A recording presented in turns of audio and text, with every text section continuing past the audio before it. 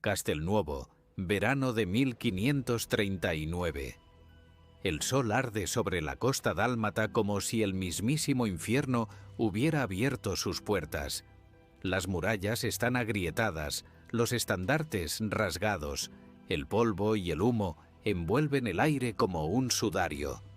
Dentro de la fortaleza, el silencio pesa tanto como el acero. Ya no quedan médicos, ya no hay pólvora suficiente, ya no hay víveres ni esperanza. Solo hombres, exhaustos, heridos, algunos apenas en pie, pero con la mirada firme y el alma encendida. Frente a ellos, más de 50.000 enemigos, genízaros, sipáis, arqueros a caballo, esclavos convertidos en soldados, piratas berberiscos. Un ejército implacable que avanza como una marea negra, con una sola orden: exterminar hasta el último defensor. Al mando, un nombre que hace temblar los puertos cristianos: Barbarroja, el almirante más temido del Mediterráneo. Dicen que donde pone pie, el fuego brota, que no deja sobrevivientes, que no negocia. Y aún así, dentro de ese pequeño bastión a orillas del Adriático, 4.000 hombres se niegan a rendirse. No por gloria, no por oro, no por promesas de inmortalidad. Lo hacen por algo mucho más antiguo y más fuerte: el honor. Porque si se rinden serán esclavizados, ejecutados o desollados vivos. Pero si luchan hasta el final, tal vez, solo tal vez, su sacrificio inspire a otros. Tal vez su muerte se transforme en leyenda. Son soldados veteranos, curtidos en 1000 batallas. Son hombres que han marchado bajo el sol de Italia, entre los bosques de Alemania, en los campos ensangrentados de Flandes. Son los tercios de Castilla y de Nápoles, la élite militar del imperio más poderoso de la cristiandad. Y aquí, en Castelnuovo, van a enfrentarse a su destino. Esta es la historia de una batalla imposible, de un puñado de hombres contra un monstruo, de una lucha desesperada en la que cada hora fue una victoria, cada caída una advertencia, y cada vida entregada un símbolo de resistencia. Porque a veces, las derrotas más aplastantes son las que revelan el verdadero carácter de un pueblo, y porque hay nombres que no deberían olvidarse jamás. Hoy, en este vídeo, vas a descubrir por qué Castelnuovo no fue una simple masacre. Fue algo más. Fue un acto de fe, de coraje y de fuego. Una historia real que parece una epopeya. Así comienza nuestra travesía. No por un relato más de guerra, sino por un ejemplo eterno de lo que significa no rendirse, incluso cuando todo está perdido. Europa, en el siglo XVI, es un tablero de ajedrez en llamas. Por un lado, el joven y ambicioso emperador Carlos V, señor de un imperio donde nunca se pone el sol, gobernando desde las nieves de Alemania hasta las selvas del Nuevo Mundo. Por el otro, Solimán el Magnífico, sultán del Imperio Otomano, caudillo absoluto del Islam, conquistador de reinos y protector de la Media Luna. Dos gigantes, dos mundos, dos religiones, y entre ellos el Mediterráneo, convertido en el gran campo de batalla del siglo. Mientras el norte de Europa se desangra con la Reforma y los conflictos entre católicos y protestantes, en el sur se libra una guerra mucho más antigua y brutal: la lucha por el control del mar. Un mar que no es solo agua. Es comercio, rutas, puertos, riquezas, influencia, y sobre todo es frontera entre civilizaciones. Desde Constantinopla los otomanos han ido expandiendo su dominio paso a paso. Tomaron Rodas en 1522, aplastaron a los caballeros hospitalarios, conquistaron los Balcanes e impusieron su sombra sobre Hungría. En tierra parecían imparables. En el mar, gracias a sus flotas dirigidas por corsarios convertidos en almirantes, como el temido Barbarroja, empezaban a sembrar el terror desde las costas griegas hasta Sicilia.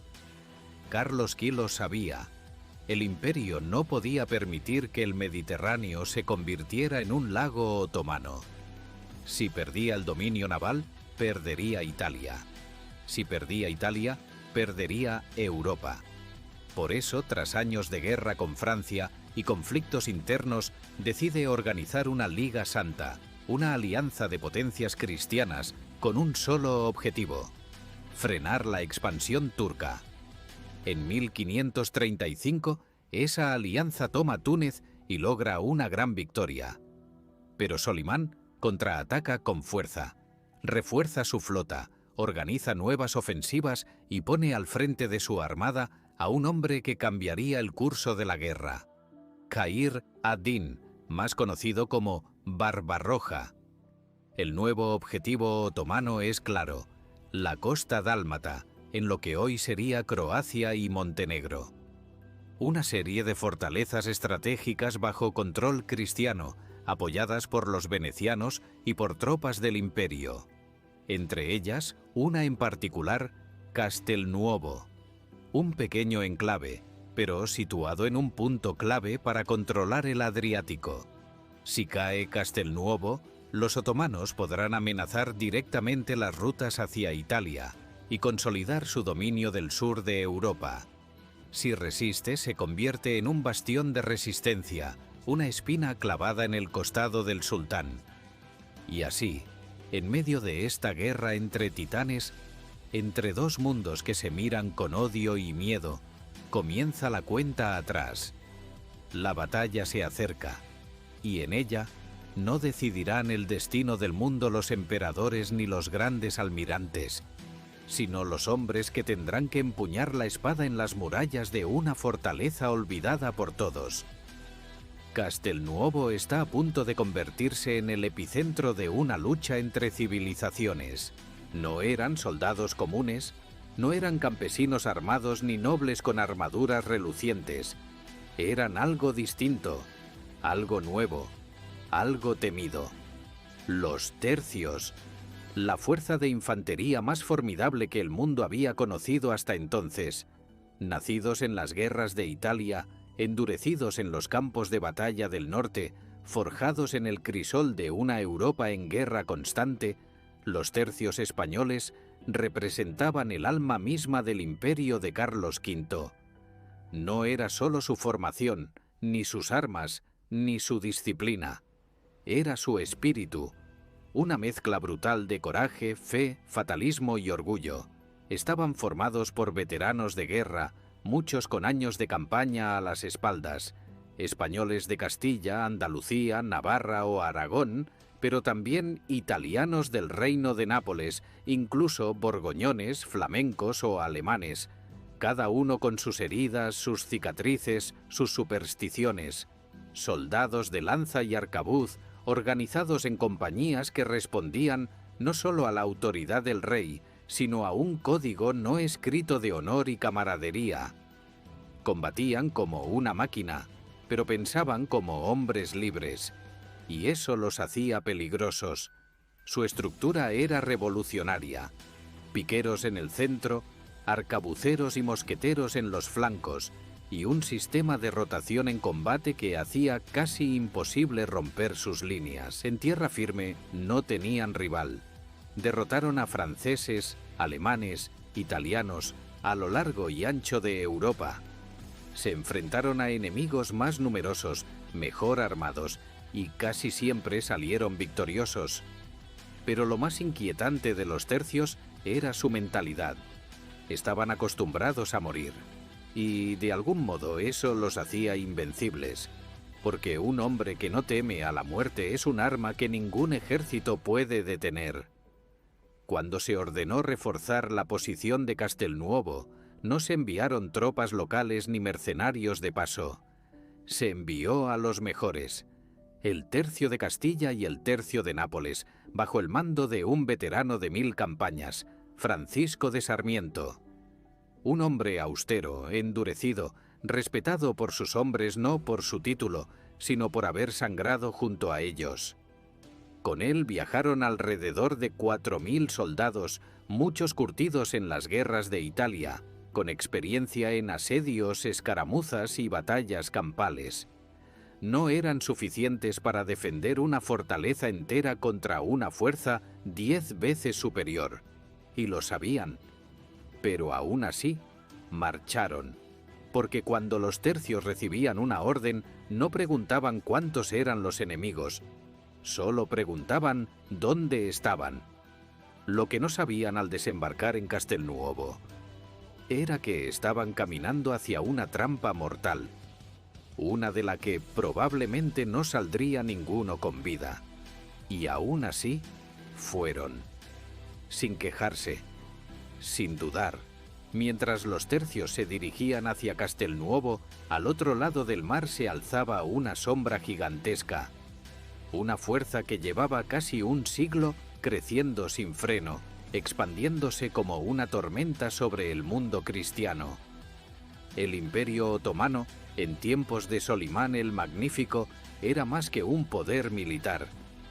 Era una maquinaria de conquista perfectamente engrasada, con recursos casi ilimitados, soldados fanatizados y un líder que se consideraba a sí mismo heredero directo de Alejandro Magno, César y el profeta Mahoma. En tierra firme, sus ejércitos habían arrasado los Balcanes, vencido a los húngaros, humillado a los safávidas en Oriente y hecho temblar incluso a Viena. En el mar, la amenaza era todavía más inquietante, porque en el Mediterráneo oriental, donde antes dominaban los venecianos y los caballeros de San Juan, ahora mandaban ellos. Su flota crecía cada año. Cientos de galeras, galeotas, navíos de guerra construidos en astilleros de Constantinopla, Alejandría o Argel. Y al frente de esa flota, el hombre más temido de las aguas, Barbarroja. Su verdadero nombre era Khayr ad-Din, pero en Europa todos lo conocían por ese apodo heredado de su hermano mayor, también corsario. Era un almirante brillante, cruel y carismático, capaz de unir bajo su mando a piratas berberiscos, marinos turcos, desertores cristianos y convertirlos en una fuerza naval temida desde Creta hasta Gibraltar. Donde llegaba dejaba ruinas, asaltaba pueblos, esclavizaba a miles, saqueaba iglesias, capturaba barcos. El Mediterráneo, que durante siglos había sido el corazón comercial del mundo, se estaba convirtiendo en una tumba flotante para miles de cristianos. Tras la derrota en Túnez, Solimán le encargó una misión: reorganizar la armada otomana y vengar aquella humillación. Y Barbarroja no perdió el tiempo. En poco más de 3 años construyó la flota más poderosa jamás reunida por el Islam. Se calcula que en 1539 reunió más de 250 galeras y 50.000 hombres, entre marineros, soldados y genízaros, la élite del ejército otomano. Aquella marea era imparable. Y su objetivo, claro, recuperar el control del Adriático, castigar a los cristianos que se atrevieran a resistir y abrir el camino para una futura invasión de Italia. Uno a uno, los puertos de la costa dálmata fueron cayendo. Los venecianos, que habían pactado una frágil paz con los turcos, se desentendieron. Los refuerzos imperiales no llegaban. Y así, en cuestión de semanas, Castelnuovo quedó aislado, rodeado por tierra y por mar, sitiado por una flota que oscurecía el horizonte y por un ejército que superaba en más de 10 veces a los defensores. Pero lo más inquietante no era el número de enemigos, era su mentalidad. Los otomanos no venían a negociar, venían a arrasar. Barbarroja no creía en las rendiciones honrosas. Su mensaje era claro: o te sometes o desapareces. Y cuando llegó a las puertas de Castelnuovo, lanzó un ultimátum. Una oferta generosa: rendición con vida, respeto a los bienes, transporte seguro. Algo inusual, porque incluso él sabía que enfrentarse a los tercios no era cosa menor. Sabía que, si los obligaba a luchar hasta el final, muchos de los suyos morirían también. Pero los tercios no aceptaron. porque rendirse no entraba en sus planes, porque sabían lo que pasaba con las promesas otomanas, y porque preferían morir peleando que vivir como esclavos. Así, con esa negativa, comenzó el verdadero asedio, y lo que vendría después sería una de las gestas más heroicas y más salvajes de la historia militar de Europa. Castelnuovo no era una gran fortaleza, ni por tamaño, ni por defensas, ni por ubicación. De hecho, muchos en la corte imperial se preguntaban por qué se había enviado allí a tropas de élite como los tercios. El lugar era una ratonera. Una ciudad amurallada, sí, pero con muros viejos, desgastados por años de abandono y sin capacidad para resistir un asedio prolongado. Situada entre las montañas y el mar, no ofrecía rutas de escape. Si caía el puerto, se acababa todo. Y Barbarroja lo sabía. Por eso su primer movimiento fue cerrar el cerco marítimo. Decenas de galeras bloquearon la bahía, cortando el suministro de agua, víveres y municiones. Nadie entraba, nadie salía. Los tercios, bajo el mando del maestre de campo Francisco de Sarmiento, evaluaron la situación. Lo que encontraron era preocupante. Las murallas estaban deterioradas. Muchas de las torres no resistirían un bombardeo, no había suficientes cañones, y el número de combatientes apenas alcanzaba los 3.500 disponibles para luchar. El resto eran auxiliares, heridos o civiles que habían quedado atrapados en la ciudad. Aún así, los soldados comenzaron de inmediato a reforzar posiciones. Cavaron trincheras, improvisaron barricadas, redistribuyeron la pólvora. Cada piedra, cada metro de muralla, contaba. Pero lo peor era lo psicológico. Sabían que estaban solos, que nadie iba a venir a rescatarlos, que el emperador estaba ocupado con guerras en Alemania, que la flota imperial se hallaba dispersa y que los venecianos no moverían un dedo. Lo único que tenían era su determinación y la certeza de que si caían prisioneros, el destino sería peor que la muerte. Aún así, no hubo motines, no hubo deserciones. Lo que hubo fue silencio. Silencio y preparación. Cada noche se revisaban las armas, se organizaban turnos de guardia, se leían misas, se cavaban nuevas defensas. Nadie decía que iban a ganar, pero todos sabían que iban a resistir, que si caía Castelnuovo, sería con todos los enemigos encima. Y mientras tanto, más de 50.000 hombres comenzaban a moverse alrededor de la ciudad como un enjambre. Empezaban a llegar las torres de asedio, los tambores de guerra, las plataformas de tiro. Desde las colinas, los genízaros observaban las murallas con desprecio. Pensaban que aquello acabaría rápido, que los cristianos se rendirían en cuanto vieran la magnitud del ejército otomano. Lo que no sabían es que estaban a punto de enfrentarse a una muralla de carne y voluntad, a hombres que ya se sabían muertos, pero que no pensaban caer sin dejar huella. El 18 de julio de 1539, el infierno se desató sobre Castelnuovo. Durante días, los otomanos habían preparado el terreno, cavaron trincheras, construyeron rampas, colocaron sus artillerías en las colinas y desplegaron cientos de estandartes que flameaban bajo el sol como avisos de muerte. Y entonces, sin aviso previo, comenzó el bombardeo. Cañones pesados, bombardas y artillería ligera machacaron las murallas sin descanso, día y noche. Las piedras volaban por los aires, las torres se agrietaban, las casas del interior ardían. Era un rugido constante, un martilleo que no dejaba dormir, que no dejaba pensar. Pero cuando cayó la primera brecha, llegó lo peor. Miles de genízaros, la élite del ejército otomano, cargaron hacia las murallas. Gritaban oraciones, golpeaban los escudos, trepaban con escaleras mientras las balas y las lanzas los diezmaban. Y en cada asalto, Los tercios respondían con fuego y acero, arcabuces, lanzas, espadas, y cuando no quedaba munición, con piedras, cuchillos, incluso con las manos. Cuerpo a cuerpo. Sangre contra sangre. Los otomanos lanzaban oleadas sin fin, como si el mar mismo tratara de hundir la ciudad.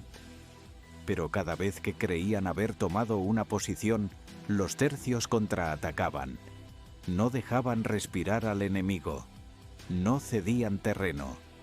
Sarmiento dirigía los movimientos desde el centro, luchando como uno más, gritando órdenes entre el humo y los gritos de los moribundos. Sus capitanes, hombres como Valenzuela o Juan Vizcaíno, lideraban cargas desesperadas para recuperar torres derruidas, barricadas destruidas, muros hechos cenizas. El asedio duró días eternos, con ataques cada vez más salvajes.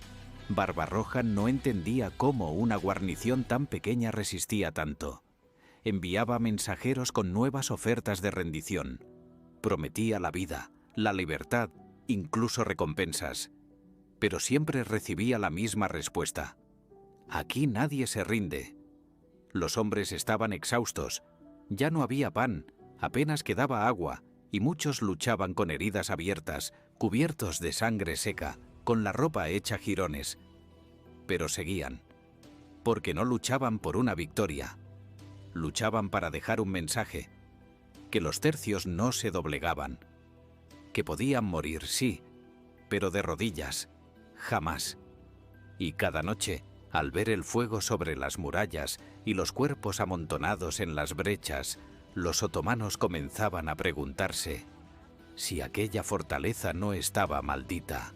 Después de semanas de asedio implacable, el último día llegó. Los tercios estaban reducidos a menos de 1000 hombres, cansados, heridos y hambrientos, pero con la determinación intacta.